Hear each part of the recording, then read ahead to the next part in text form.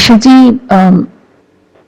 আমাদের জীবনের একটা কি বলবো মানে আমাদের আমাদের সমগ্র সাংস্কৃতিক আ জীবনের সুর আ এবং সঙ্গীতের আ সমস্ত আ বিষয়ে উনি দেবী ছিলেন। মানে আমার মনে হয় এরকম নক্ষত্ররা মানে মহাকাশ থেকে হয়তো কখনো, কখনো খসে পড়েন। তার মধ্যে উনি একজন ছিলেন। অবশ্যই জানতাম উনার শরীর ভালো নেই, উনি চলে উনার হয়তো চলে যাবার সময় হয়েছিল। কিন্তু আম চলে যাওয়াটা কখনোই এই শিল্পীরা বা এইরকম ধরনের স্রষ্টারা কখনো চলে যান না বলে আমার মনে হয়।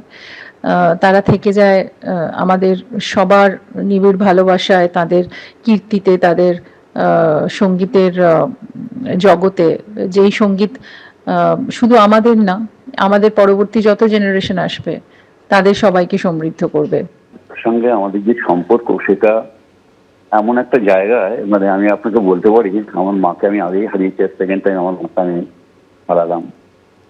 কলকাতায় উনি কমসে কম 5 বার এসছেই আমাদের করতে, পঞ্চকন্যা করতে, যেটা বহু বিখ্যাত আমাদের এই প্রোগ্রাম।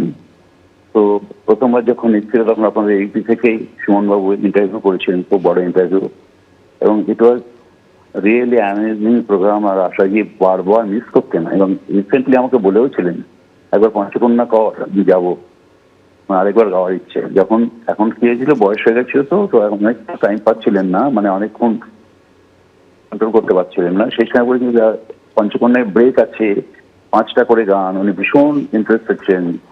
আমি ভেবেছিলাম যে দেখি যদি এবার পড়ি তো সেইটা নিয়ে পড়বো। রিসেন্টলি আমরা ওনার বাড়িতে গিয়েছিলাম, কতবার যে রান্না করে আমাকে খাইয়েছে, আমার ইনডক্স ইন্টার সিম্বায়াসিসের যারা স্টাফ তাদেরকে নিয়ে গেছি, তাদের কতবার রান্না করে, আর এত ভালো রান্না করতেন, যেমন ভালো গানটা গান সেরকম রান্নাটাও সেরকম ভাবে করতেন। রিসেন্টলি আমি আশাকি বাড়িতে গিয়ে প্রচুর খাওয়া দাওয়া করেছি, আমি আমার মেয়েরা গেছিল, খুব লাস্ট জন্মদিনেও গিয়েছিলাম আমরা। এত খারাপ লাগছে না বলার নয় কিছু। আমি কাল থেকেই এখানে ছিলাম, আমি তো বম্বেতেই রয়েছি। আর এতে ব্রিজকান্ডিতে কাল যখন করতে হয়েছিলেন তখন থেকে ভাবতে পারিনি চলে যাবেন এত তাড়াতাড়ি। উনি খালি বলতেন যে দেখ, আমি বলতাম যে তুমি এখন 100 বছর বাজবে, বলতাম না দিদি 93 যখন দিদির বয়স চলে গেছেন, আর আমি 92 এর ওপরে আমি যেতে চাইছি না, ঠিক 92 চলে গেলেন। দেখুন এনারা না ঈশ্বর, এনারা এতে আর হবে না, কোনোদিনই হবে না। এনারা ঈশ্বরের চলে গেলেন আমাদের ছেড়ে। এই একটা বাজে সময়, সেরকম একটা বাজে সময়ের মধ্যে দিয়ে আমরা যাচ্ছি। এটা আমার যে কত ক্ষতি, কত লোকের সঙ্গে, কত রেখাজির সঙ্গে পরিচয় করিয়ে দেওয়া, হেমাজির সঙ্গে পরিচয় করিয়ে দেওয়া, ইন্ডিভিজুয়ালি টেনে টেনে সবার সঙ্গে পরিচয়, এত কিছু মনে পড়ছে কলকাতার প্রোগ্রামের সমস্ত পঞ্চকন্যার কথাতে এত মনে পড়ছে। বলুন। একদম সৌভিকবাবু, ভারত হারালো এক কিংবদন্তি সঙ্গীত শিল্পীকে। আমরাও একটা ছবি দেখতে পাচ্ছি আপনার সঙ্গে সময় কাটানো আশা ভোঁসলের, সেই ছবি। আপনি বলছিলেন যে এত কথা, এত স্মৃতি মনে পড়ে যাচ্ছে। সত্যি মানে আপনি গানের পাশাপাশি তার রান্নার যে পারদর্শিতা সেটাও আমাদের সামনে তুলে ধরছিলেন। আরেকটু যদি বলেন, মানুষ হিসেবে তিনি তার পরিবারের সঙ্গে কিভাবে সময় কাটাতেন?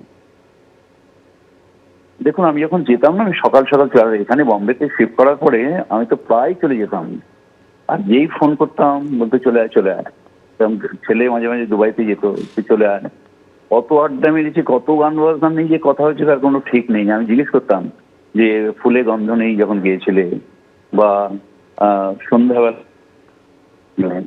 ইভেন আমি না, উনি ভুলে গিয়েছিলেন যে সুচিত্রা সেনের একটা ছবিতে উনি খালি গিয়েছিলেন, সেটা হচ্ছে ফারিয়াদ। আমি প্রচন্ড গান বাজনা শুনতাম তখন, এবং আমি হঠাৎ বললাম মনে আছে নাচে আছে গানও আছে, তখন বলছি না সন্ধ্যাদি গাইনি, তুমি গিয়েছো বলে গানটা যখন শোনালাম ওনাকে, উনি তারপর থেকে বলছে সমস্ত গান আমাকে দিয়ে কোনটা কোনটা গেয়েছে আমার খেয়ালও নেই। তো সুচিত্রা সেন যখন দেহ রাখলেন ঠিক তখনই গিয়ে আমি ওনাকে বলেছিলাম। সমস্ত স্মৃতি মনে পড়ছে, কি বলবো বলুন। আমার মেয়েদেরকে এত ভালোবাসতেন উনি, আর উনি শেখাতেন দেখ চুলটা এরকমভাবে বাঁধবি, আর এই খাবি, এইভাবে খাওয়া দাওয়া করবি, এইভাবে খাওয়া কন্ট্রোল করবি, তাহলে দেখবি কোনোদিন অসুবিধা হবে না। কি বলবো বলুন, আমার পরিবারটা মানে ওই পরিবারটাই আমার পরিবার, বুঝেছেন। রিসেন্টলি আমরা গীতা জয়ন্তী মহোৎসব করছি, যেটা বোম্বেতে 7 দিন ধরে হলো। তারও অ্যাডভাইজারি বোর্ডে উনি ছিলেন। উনি বলছেন এইভাবে করবি, এইভাবে করবি না, কাউকে ফোন করবো, আমাদের মহারাষ্ট্রের কালচারাল মিনিস্টারকে বলে উনি সব ব্যবস্থা করে দিয়েছিলেন। আমাদের আশিস চ্যাটার্জি, আমাদের এখানকার বোম্বের কালচারাল মিনিস্টার, উনিও মা বলেন ওনাকে। ওনার নামে একটা বিশাল পার্ক আছে আমাদের ব্যান্ড্রা ইস্টে, আশা ভোসলে পার্ক, মানে অসাধারণ।